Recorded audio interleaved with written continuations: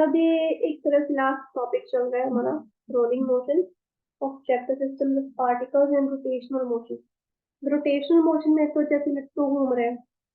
Rotational motion था कि कोई ऑब्जेक्ट है एक प्लेस पे गोल गोल घूम रहा है, अपनी एक्सिस पे रोटेट कर रहा है या कुछ भी है। ये चीज हम कहते थे रोटेशनल मोशन में। रोलिंग मोशन थोड़ा डिफरेंट कॉन्सेप्ट है। रोलिंग मोशन में क्या है, जैसे कि एक बॉल है, वो इस तरह से रोटेट करे और आगे की तरफ स्ट्रेट लाइन, आगे की तरफ के स्ट्रेट लाइन में मूव भी करेंगे, यानी कि थोड़ी देर बाद यहाँ पे होगी फिर रोटेट करती हुई यहाँ पर ये दो तरह के मोशन फॉलो कर रही है। तो दो मोशन कौन से, एक तो जो स्ट्रेट लाइन में चल रहा है, that is the translational motion, और जो रोटेट कर रही है वो है रोटेशन। इन दोनों मोशंस की कॉम्बिनेशन से हमारे पास जो मोशन बनेगा that will be the rolling motion. अब हम कहेंगे रोल कर रही है, ठीक है। तो रोलिंग मोशन को हम प्योर रोटेशन तो प्योर ट्रांसलेशन का कॉम्बिनेशन कहते हैं, प्योर फॉर्म में हो तो। जैसे कि आप ले लो, उनका गोला होता है, दादी नानी या बुआ या मम्मा समटाइम्स क्या है, हमारे स्वेटर बना रही होती है ना, सिलाइयों पे या क्रोशिए पे। तो बड़े वार्म से होते हैं, बड़े क्यूट होते हैं, और वो उनकी गोलों से बनते हैं। उनके गोले जब राउंड फॉर्म में, सर्कुलर फॉर्म में। तो जब मैं छोटी थी, मेरी मम्मा जब बनाते थे, मुझे उनकी गोलों से खेलना अच्छा लगता था। तो जैसे ही मम्मा की ऊन थोड़ी सी भी करीब आती थी, खत्म होने वाली होती थी, मैं क्या करती थी, ऊन खींच देती थी, और वो जो ऊन का गोला होता था वो रोल करता करता आगे की तरफ बढ़ जाता था। इससे मुझे डांट पड़ती थी कि मैंने सारी ऊन गंदी कर दिया जमीन पे उसको बिखेर के। तो मुझे वो गोले में से ऊन को खींच के निकालना चाहता था, और वो गोला जब वो घूमता रहता था, एक तरह से मैं बिल्ली थी छोटे होते, ठीक है। तो तब मुझे नहीं पता था कि ये रोलिंग मोशन होता है। तो जब +1 में ये सब पता लगा, अरे यार तो ये कुछ करती थी। ठीक है। तो इसमें सिर्फ हम ये उनके गोले की एग्जांपल नहीं ले सकते। जो रोड के ऊपर जितने भी व्हीकल्स चल रहे हैं, उन व्हीकल्स के जो व्हील्स है, they all are possessing the rolling motion, क्योंकि वो गोल गोल भी घूम रहे हैं और आगे की तरफ मूव भी कर रहे हैं, ठीक है। और इसके अलावा आप ये ले सकते हो कि कोई डिस्क है, वो रोल कर रही है ऑन ए लेवल सरफेस, ठीक है, विदाउट स्लिपिंग, इसको भी हम रोलिंग मोशन में कहेंगे, ठीक है। तो पहले देखिए ट्रांसलेशन मोशन इसमें कैसे होता है, तो रोटेशन मोशन इसमें कैसे प्रोसेस करता है। देखो, अब डिस्क वाली ही एग्जांपल उठाएंगे इसमें, ठीक, वेट मुझे सब चीजें इरेज करने दो। बुक वाला करेंगे हम, बुक वाला थोड़ा इजी है समझना। एक डिस्क है मेरे पास, ठीक, और वो रोल कर रही है, टू डायमेंशनल फिगर है मेरे पास ये। अब ये रोल कर रही है, तो पहले जब तो ये रोल कर रही है इसका ट्रांसलेशन मोशन उठाएंगे। Now this disc has radius r, here is the radius r, ठीक है। ये टच करिए, इस सरफेस से मुझे ड्राइंग का तैयार कैसे, और डायमीटर होगा ये AB, ठीक है, ये इसका सेंटर है।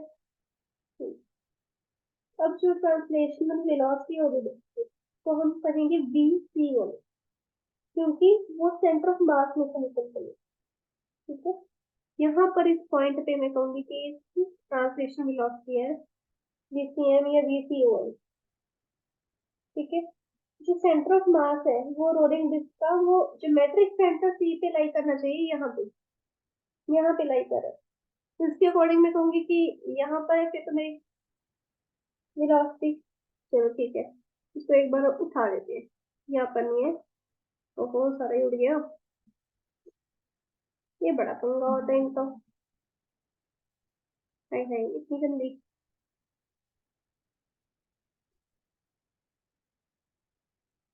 कोई नहीं, कॉम्प्रोमाइज कर लो थोड़ा सा, ठीक है। अब सी सेंटर से मेरे पास इस डिस्क की जो है ट्रांसलेशनल वेलोसिटी निकल रही है, जो स्ट्रेट लाइन के अलाउंग इसकी वेलोसिटी दैट इज VCM, ठीक है, सेंटर ऑफ मास से निकल रही है। और मान लो ये पैरेलल टू द सरफेस की है, ठीक है। तो मैं कह सकती हूँ जो ट्रांसलेशनल वेलोसिटी है, ट्रांसलेशनल वेलोसिटी हम कैसे कहेंगे, देखो इसको समझते हैं थोड़ा सा। मान लो मेरे पास में जिसके एक पॉइंट है P यहाँ पर, अब P पॉइंट भी जो पूरी डिस्क के साथ है, P पॉइंट भी के इस तरह से निकलेगा, इस तरह से इसकी वेलोसिटी होगी, ठीक है। अब सिर्फ यही इसकी वेलोसिटी नहीं होगी, इस तरफ से एक्चुअल में इसकी वेलोसिटी इस तरह से जाती है v की, ठीक है। ये इसके काइंड ऑफ रेक्टेंगुलर कोऑर्डिनेट्स है, कंपोनेंट्स है, तो VCM जो कि स्ट्रेट लाइन में मूव कर रही है। एक है रोटेशनल जो इस तरह से मूव कर रही है, V रोटेशनल इसके अकॉर्डिंग, सरफेस के अकॉर्डिंग, ठीक है। जो टॉप पे वेलोसिटी है वो इस तरह से है स्ट्रेट में, लेकिन इसने आगे घूमना है इस तरह से, ये ओमेगा एंगुलर वेलोसिटी आएगी। ये सारा कॉन्सेप्ट है इससे। तो इसकी जो ट्रांसलेशनल वेलोसिटी जो इस तरफ जा रही है, ट्रांसलेशनल वेलोसिटी जो है मेरे पास, मैं ये कह दूंगी जितनी इसकी सेंटर ऑफ मास वाली जो वेलोसिटी है स्ट्रेट लाइन में, वो ट्रांसलेशनल वेलोसिटी के इक्वल है। जब ये डिस्क रोटेट करे विदाउट स्लिपिंग, क्योंकि इसका भी ट्रांसलेशन मोशन वाला पार्ट है। मान लो जो डिस्क है वो एंगुलर वेलोसिटी ओमेगा से भी तो कर ही रही है, मानना कि वो कर ही रही है, मूव कर रही है, ठीक है। अब ये अबाउट द सिमेट्री कर रही है, ठीक है, अबाउट इट सिमेट्री एक्सिस, ठीक है। इसका जो सॉरी सेंटर ऑफ मास है, जो लीनियर वेलोसिटी होगी वो क्या होगी पार्टिकल की, due to the rotational motion, मतलब दोनों का रिलेशन करेंगे, लीनियर का और रोटेशनल का। वो है हमारे पास आर ओमेगा, तो यहाँ पे रोटेशनल का कर रहे हैं अभी हम, तो बी रोटेशनल कर दिया, ये बी ट्रांसलेशन, तो हमारे पास सेंटर ऑफ मास का भी है। नाउ दिस बी रोटेशनल जो हमने यहाँ पर निकाले थे, it is completely perpendicular to the radius vector this, इसके परपेंडिकुलर जाएगी ये, ठीक है। यहाँ पर ये चीज है, ठीक है, डायमीटर भी आ रहा है, काफी कुछ आ रहा है, ठीक है। अब यहाँ पर देखिए जो इफेक्टिव लीनियर वेलोसिटी जो पार्टिकल पी की यहाँ पर लगने चाहिए, तो क्या होगा, रिजल्टेंट होगा दोनों का, रोटेशनल का और सेंटर ऑफ मास वाले का। तो जो v है it is perpendicular to line this b, and आप ये कह सकते हो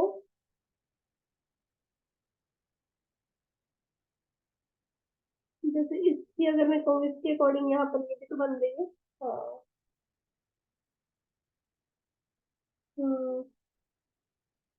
फिर जो बी पॉइंट है यहाँ पर भी जो हमारा जिसका पार्ट है इसके अकॉर्डिंग भी आएगी रोटेशनल, तो राइट, यहाँ पर इसके अराउंड भी बन रही है। तो हम ये कह सकते हैं जो लाइन जो बॉटम पॉइंट है बी इससे पास करके जा रही है, और जो लाइन पैरेलल है to the axis to C, parallel है to the axis to C, इसको हम कहेंगे इंस्टेंटेनियस एक्सिस ऑफ रोटेशन। तो वो कौन सी एक्सिस के पैरेलल है ना। तो बी पॉइंट पे देख रहे हैं, बी पॉइंट पे तो लीनियर वेलोसिटी, बी पॉइंट पे ना लीनियर वेलोसिटी तो कौन सी लगेगी, रोटेशनल वाली, क्यों रोटेशन चल रही है, और ये कम्प्लीटली ऑपोजिट है to the translational velocity CM वाली। तो जो मेरे पास अगर मैं कहूँ पूरा रेडियस लेना है, यहाँ पे मैं कैपिटल आर कर दूँ बी पॉइंट के लिए, तो पॉइंट बी क्या है हमारे पास, कब रेस्ट पे आ जाएगा, जब मेरे पास ये सीएम वाली जो है आर ओमेगा की इक्वल आ जाएगी। अगर ये मेरे पास ये चीज आ जाएगी तब मेरे पास यहाँ पर रेस्ट पोजीशन आ जाएगी, यानी कि रुक जाएगा, डिस्क रुक जाएगी। तो डिस्क की जो कंडीशन होगी फॉर रोलिंग विदाउट स्लिपिंग, ये होगी, ये कंडीशन है फॉर रोलिंग विदाउट स्लिपिंग। तो टॉप पॉइंट पे टॉप पॉइंट पे जो मेरे पास है वेलोसिटी जो हमें आगे मूव करने के लिए हेल्प कर रही है, ये भी मेरे पास किसके इक्वल आएगी, आर ओमेगा प्लस बीसीएम। अब ये जो आर ओमेगा है किसके इक्वल है बेटा, बीसीएम के लिए, तो BCM BCM kind of price of BCM, यानी कि तो यहाँ पर जो वेलोसिटी होगी इसकी डबल लगेगी। ठीक है, क्लियर हुआ ये पार्ट।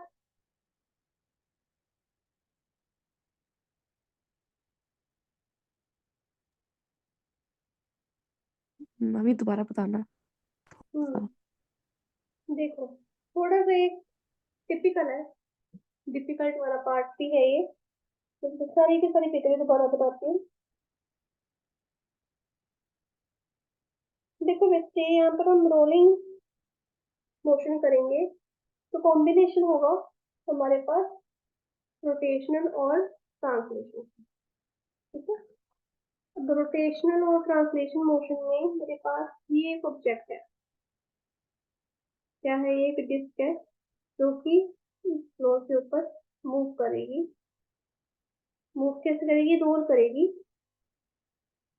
Without slipping. ठीक है, जो ट्रांसलेशन वेलोसिटी है डिस्क की वो है बीसीएम। अब ये इसका डायमीटर हम लेंगे, इसका डायमीटर है ए बी, तो इसके बिल्कुल सेंटर पे है मेरे पास सेंटर ऑफ मास। ठीक है, और सेंटर ऑफ मास के अबाउट जो मेरे पास वेलोसिटी रहती थी, वेलोसिटी ऑफ सेंटर ऑफ मास, जो सेंटर ऑफ मास है रोलिंग डिस्क का, ये सी पे बिल्कुल ज्योमेट्रिकली सी पे लग जाएगा, तो जो वीसीएम होगा वेलोसिटी होगी ऑफ सी। ठीक है, तो ये पैरेलल है टू द लेवल सरफेस, यानी कि ये चीज और ये चीज दोनों पैरेलल। ठीक है, इसको मैं कह दूं ये इसके पैरेलल है। ठीक है, दोनों पैरेलल होंगे। अब जो डिस्क है रोटेट कर रही है विद एंगुलर वेलोसिटी ओमेगा, इस तरह से तभी एंगुलर वेलोसिटी ओमेगा से मूव करेगी, ये अपने सिमेट्री के अबाउट मूव करेगी, सी के थ्रू मूव करेगी, तो उस वक्त जो लीनियर वेलोसिटी होगी पार्टिकल की, यानी यहाँ पे एक पार्टिकल लेना है, ये यहाँ पर रहा पी पार्टिकल। ठीक है, इस पार्टिकल की जो लीनियर वेलोसिटी होगी at distance R, at distance r from the axis due to rotational motion, यहाँ से लेके यहाँ तक का मेरे पास डिस्टेंस है r। ठीक है, ये इन दोनों के बीच का डिस्टेंस आ गया। इसकी जो वेलोसिटी है बी रोटेशनल लाइन जिसका स्वार होगा, ये फॉर पार्टिकल पी है, जिसके बीच हमारे पास एक छोटा सा पार्टिकल है बेटा, उसकी पहले देखेंगे फिर पूरी डिस्क का पता चल ही जाएगा। ठीक है, यहाँ पर ऑब्वियसली ऑब्वियस आ रहा है तो मैं कहूँगी सीएमएफ, बट इन्होंने कहा कि जो वेलोसिटी है वो डिस्टेंस आर से है ना, तो मान लें यहाँ पर भी ये सेम डिस्टेंस है, इधर यहाँ पर मेरे पास वी रोटेशन इधर आ गया।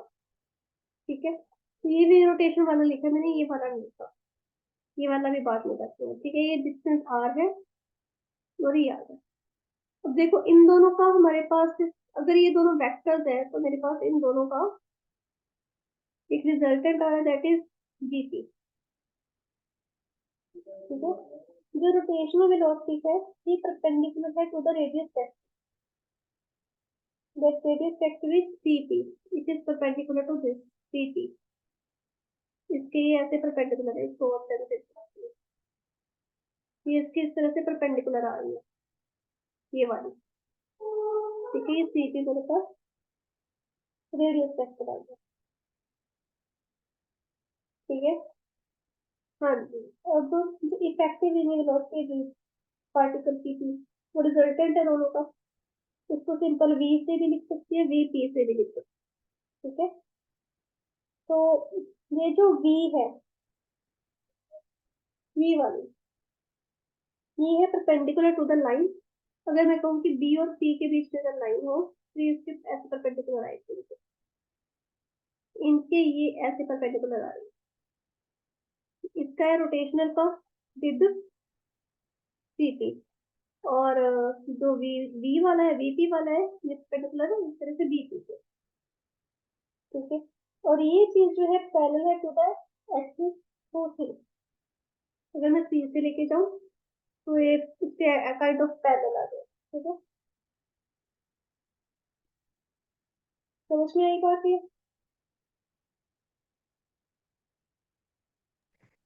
Yes ma'am.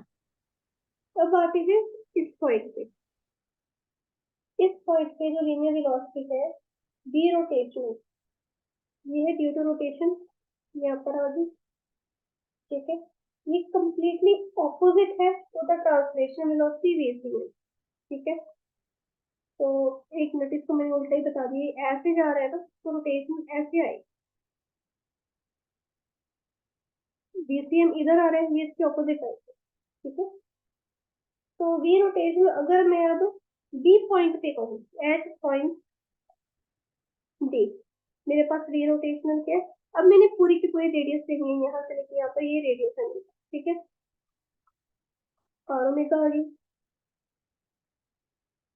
तो डी पॉइंट के तभी रेस्ट पे आ जाएगा जब मेरे पास जो सेंटर ऑफ मास का जो वैल्यू होगी वो और ओमेगा के इक्वल आ जाएगी।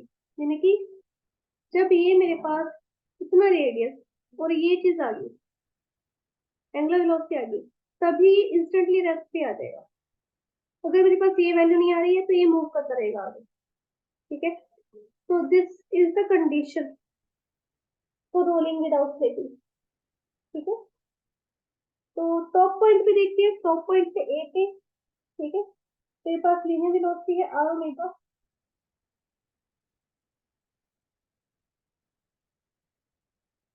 ठीक है, due to rotational motion.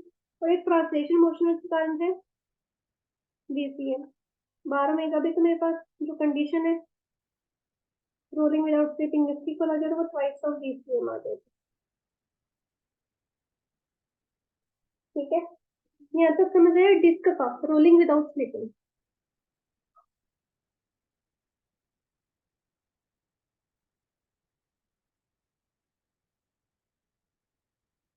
Clear हो कि नहीं?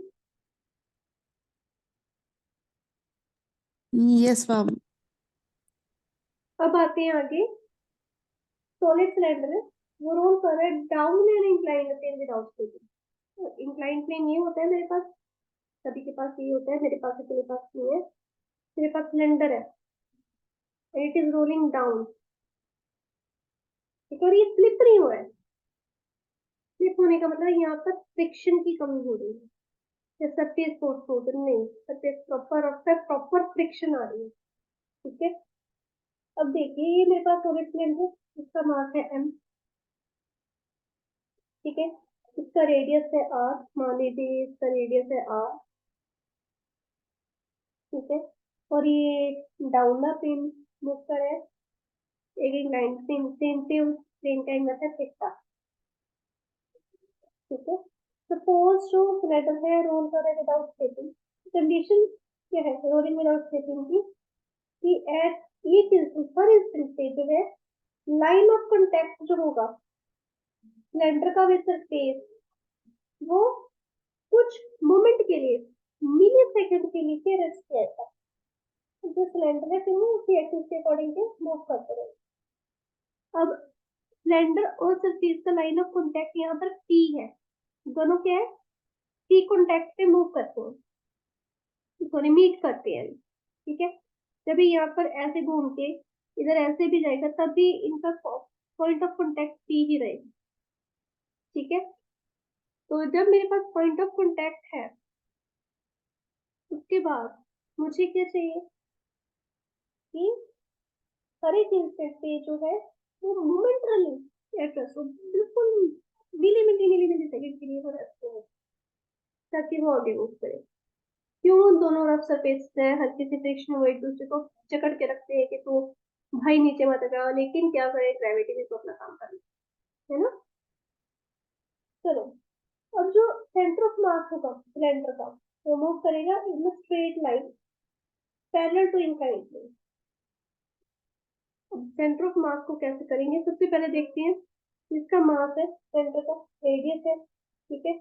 अब जब ये P पॉइंट के अलोंग अपना पॉइंट ऑफ कांटेक्ट बना रहा है इधर, तो उस साइड क्या एक नॉर्मल फोर्स लग रही है इसको लाइन ऑफ कांटेक्ट को मेंटेन करने के लिए। अगर ये नॉर्मल फोर्स नहीं लगेगी, या तो सिलेंडर इसके अंदर धंसेगा, जो कि पॉसिबल नहीं है इंक्लाइंड के। वो क्या है, उछल उछल के, ऐसे उछल उछल के ऊपर ऊपर होके नीचे होके फिर ऐसे ऊपर होके फिर नीचे जाएगा। फिर तो वो सारा का सारा खत्म ही होगा सेंटर ऑफ मास वाला सिस्टम, क्योंकि उससे क्या होगा, लाइन ऑफ कॉन्टेक्ट बनेगा ही, मीट नहीं करेंगे पी पॉइंट पे। तो फिर ये चीज भी पॉसिबल। तो इस चीज को मेंटेन करने के लिए मेरे पास नॉर्मल फोर्स एंड एक्ट कर रही है, और उसके अराउंड क्या है, एंगुलर एक्सेलरेशन भी एक्ट कर रही है। ठीक है, सिंस जो ये सिलेंडर है, it has a weight mg, right, और ये इन दोनों के बीच में एंगल बन रहा है। अब यहाँ पे थीटा है तो यहाँ पे थीटा बनेगा। इसलिए अगर मैं रेक्टेंगुलर कंपोनेंट्स निकालने की कोशिश करूँ, mg इधर mg साइन थीटा हो गया, mg साइन थीटा हो गया, और ये mg cos थीटा हो गया।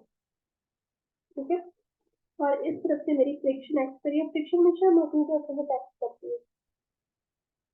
तो कौन कौन सी एक्ट अपोजिट एक्ट करे, तो वेट है mg सिलेंडर का, जो कि वर्टिकली डाउनवर्ड एक्ट कर रहा है, तो the centre of mass of cylinder. Normal reaction है m, जो कि इंक्लाइंड प्लेन के बिल्कुल परपेंडिकुलर एक्ट करे इस तरह से, और बिल्कुल परपेंडिकुलर एक्ट करेगा ऐसे। ठीक है, उसके बिल्कुल परपेंडिकुलर एक्ट कर रहा है। ठीक है, फिर फ्रिक्शनल फोर्स है जो कि अपवर्ड एक्ट करे, इधर इस तरफ जा रही है अपवर्ड, तो पैरेलल टू इंक्लाइंड प्लेन। फिर वेट mg, इसको रिजॉल्व किया मैंने mg cos थीटा और mg sin theta. mg cos theta क्या, परपेंडिकुलर टू इंक्लाइंड प्लेन, इधर ऐसे mg sin थीटा के पैरेलल है, तो इंक्लाइंड प्लेन, क्योंकि acting down the inclined plane. अब डायरेक्शन जो नॉर्मल है टू द इंक्लाइंड प्लेन, उसमें कोई मोशन नहीं है। मैं ये कह सकती हूँ जो m है वो इसके सामने वाले कंपोनेंट mg cos थीटा के इक्वल आ सकता है ना। अगर मैं second law of Newton apply करूँ, Newton second law of motion, उसके अकॉर्डिंग f क्या होता है, लीनियर मोशन नेट फोर्स। ठीक है, ma इक्वल हो गया। अब यहाँ पर देखिए, मेरे पास फोर्स अगर मैं चाहूँ तो किस तरफ एक्ट करूँ, डाउनवर्ड मोशन में, है ना, मास टाइम्स एक्सेलरेशन। मास मेरा इस तरफ जा रहा है, एक्सेलरेशन भी इस तरफ हो रही है, लेकिन इसके अपोजिट एक फोर्स लग रही है, फोर्स ऑफ फ्रिक्शन। इसके अकॉर्डिंग mg sin थीटा, जिस साइड मोशन हो रहा है, तो जो चीज मोशन को अपोज करिए वो फ्रिक्शन माइनस एफ हो जाएगा, नेगेटिव आ जाएगा, अपोजिट आ गया ना, नेगेटिव एफ हो गया। यही फोर्स ऑफ फ्रिक्शन है जो टॉर्क को एक्सर्ट करेगी ऑन द सिलेंडर, और उसको रोटेट करने में हेल्प करेगी विद एंगुलर एक्सेलरेशन। ये हमारे पास एंगुलर एक्सेलरेशन लग ही रहा है, और ये टेंजेंशियली एक्ट करेगी eight the point of contact. यहाँ पर ये एक्ट करेगी टेंजेंशियली। कैसे, इस काइंड ऑफ इस तरह से ये एक्ट करेगी। ठीक है, यहाँ पर ऐसे टो लगेगी और रोल करेगा ये। ठीक है, तो हमारे पास टो होता है, फोर्स इनटू लीवर आर्म या फोर्स आर्म। फोर्स तो मेरे पास यहाँ पर कौन सी आएगी, देखो, moment of inertia times angular acceleration, तो आ गया आई अल्फा। और तो फिर हमारे पास एक वैल्यू और है यहाँ पर, फोर्स इंटू फोर्स आर्म वाली, दैट इज फोर्स, यहाँ पर force of friction times force arm क्या है, आर। आपको आर कहाँ है, आर तो हमने देखा ही नहीं, फोर्स आर्म यहाँ पर लग रही है ना,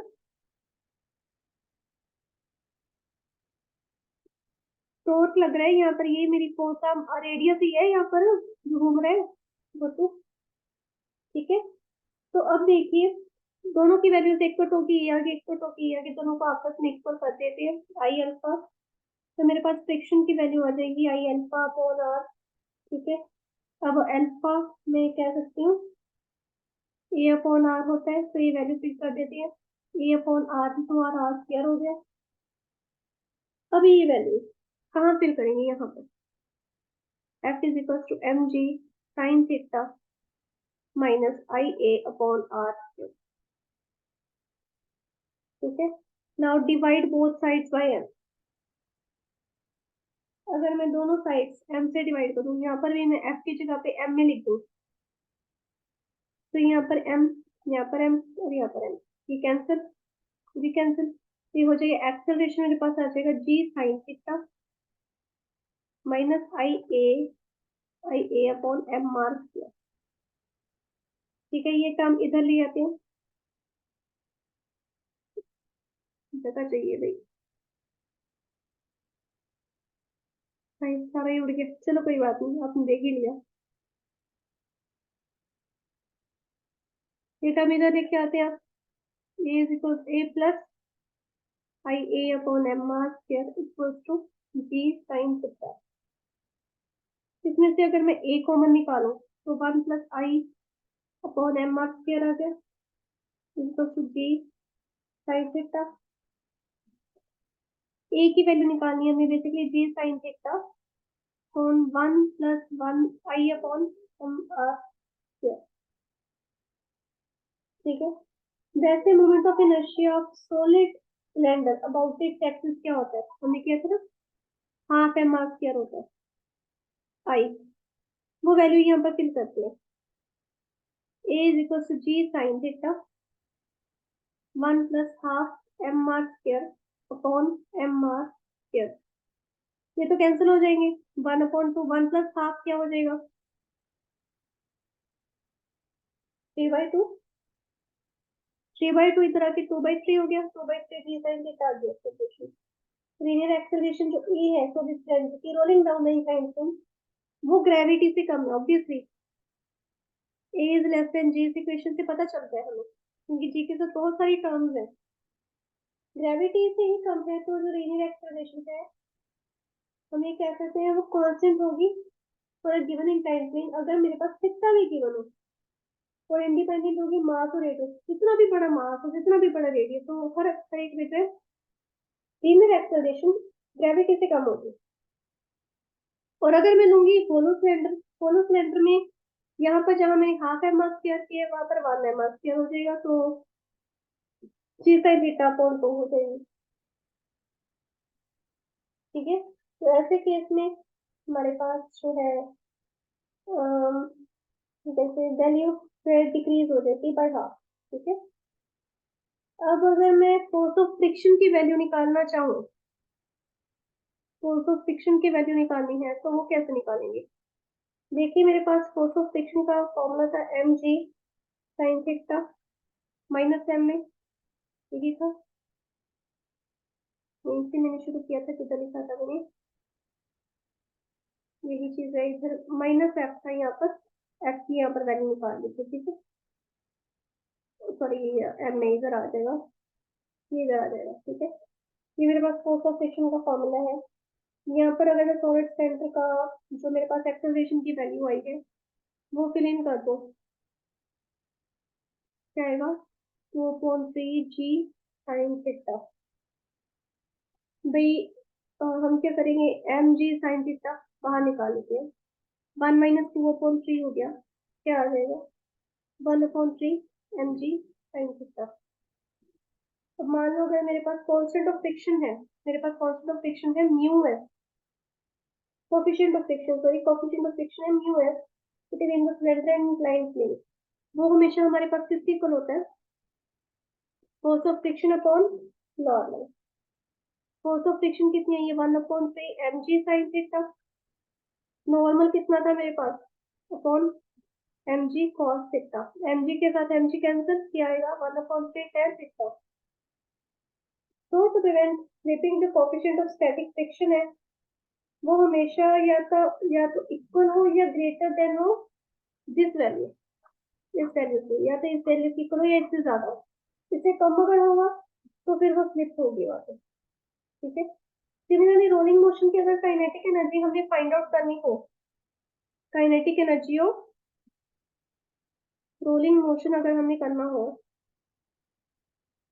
वो कैसे करेंगे, जो काइनेटिक एनर्जी आएगी वो ट्रांसलेशन मोशन की प्लस सेट ऑफ रोटेशनल की, but the condition is it should be of centre of mass. ठीक है, तो इसकी होगी half M V C M square, translation का स्ट्रेट लाइन में हो गया। इसका आ जाएगा डिफरेंट थोड़ा, एम की जगह पे आई रोटेशन का, है ना, और बी की जगह पे ओमेगा स्क्वायर हो जाएगा। ठीक है, अब इस चीज को थोड़ा और सॉल्व करते हैं। जो VCM है मेरे पास आर ओमेगा के इक्वल होता है, आई जो होता है एम के स्क्वायर के इक्वल होता है, दिया हुआ है पहले चैप्टर में, वैल्यूज फिल करते हैं। Half M BCM square plus half, omega को चेंज करते हैं, यहाँ पर ये VCM स्क्वायर हो गया, आई मेरे पास एम के स्क्वायर हो गया, है ना। तो आई को मैंने एम के स्क्वायर लिख दिया, मेगा को मैंने लिख दिया BCM अपॉन आर। ठीक है, तो VCM अपॉन आर की होल स्क्वायर। ठीक है, तो यहाँ पर हमारे पास सिमिलैरिटीज आ रही है। मैं हाफ कॉमन निकाली तो एम कॉमन निकाली तो VCM भी स्क्वायर में है, क्या बचा 1 प्लस के स्क्वायर अपॉन आर स्क्वायर। तो ये मेरे पास क्या आ जाएगा, kinetic energy of rolling motion, इसकी इक्वेशन आ जाएगी। ठीक है, अब है mass point of a string wound on a string. ये एक लास्ट टॉपिक है, ये देखते हैं। जो मोशन है मास पॉइंट का, जो कि अटैच्ड है to the string wound on cylinder. तो मैंने क्या एक सॉलिड सिलेंडर लिया,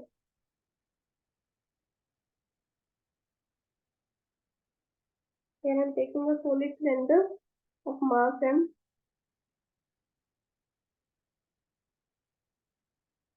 ठीक है, और इसके अराउंड क्या है मेरी, एक मैंने स्ट्रिंग को लपेट दिया। ठीक है, ये रहा, और ये क्या रोल कर रहा है बेटा सिलेंडर इस तरह से, ये एक्सिस ऑफ रोटेशन है, इसके बाद ये रोल कर रहा है। तो सिलेंडर का मास है m, रेडियस है r, ये फ्रिक्शनलेस हॉरिजॉन्टल एक्सल के ऊपर माउंटेड है ताकि ये फ्रीली रोटेट कर सके। लाइट स्ट्रिंग है, उसके अराउंड क्या लपेटा क्या है। ठीक है, और जो थोड़ा सा मास उसको बाहर भी हमने सस्पेंड कर दिया। अब देखिए, जो मास है m, उसको जब रिलीज किया गया, कोई भी ऑब्जेक्ट है छोटा सा मास है, उसको रिलीज किया गया फ्रॉम रेस्ट, यहाँ से ऊपर छोड़ दिया, फ्रॉम रेस्ट उसको रिलीज कर दिया, मूव डाउन, नीचे जाएगा विद एक्सेलरेशन a। और यहाँ पर क्या काइंड ऑफ इस तरह से आएगा, नीचे की तरफ गया। ठीक है, अरे सुना, इस तरह से नीचे की तरफ गया, यहाँ पर ये मास है, डाउनवर्ड एक्सेलरेशन आई, टेंशन ऑपोजिट डायरेक्शन में आएगी, इसका वेट लेंगे हम स्मॉल mg। ठीक है, इस छोटे से मास का रेडियस है r। ठीक है, अब at the point mass to linear acceleration होगी, क्या क्या चीजें एक्ट करें, तो वेट mg डाउन एक्ट करे वर्टिकली डाउनवर्ड, टेंशन है और in the spring acting upward. Newton second law लगाएंगे, क्या आएगा, ma is equal to mg minus T. mg और t दोनों ऑपोजिट डायरेक्शन में है। ठीक है, mg तो अराउंड दी मोशन है, t ऑपोजिट डायरेक्शन में हो गया। ठीक है, तो टेंशन t है, वो टेंजेंशियली एक्ट करे उस vector and it produces a torque. जब ये टॉर्क प्रोड्यूस करे तो force times lever arm, force यहाँ पर कौन सी लग रही, टेंशन लीवर आर्म, वही हमारे पास जो रेडियस है।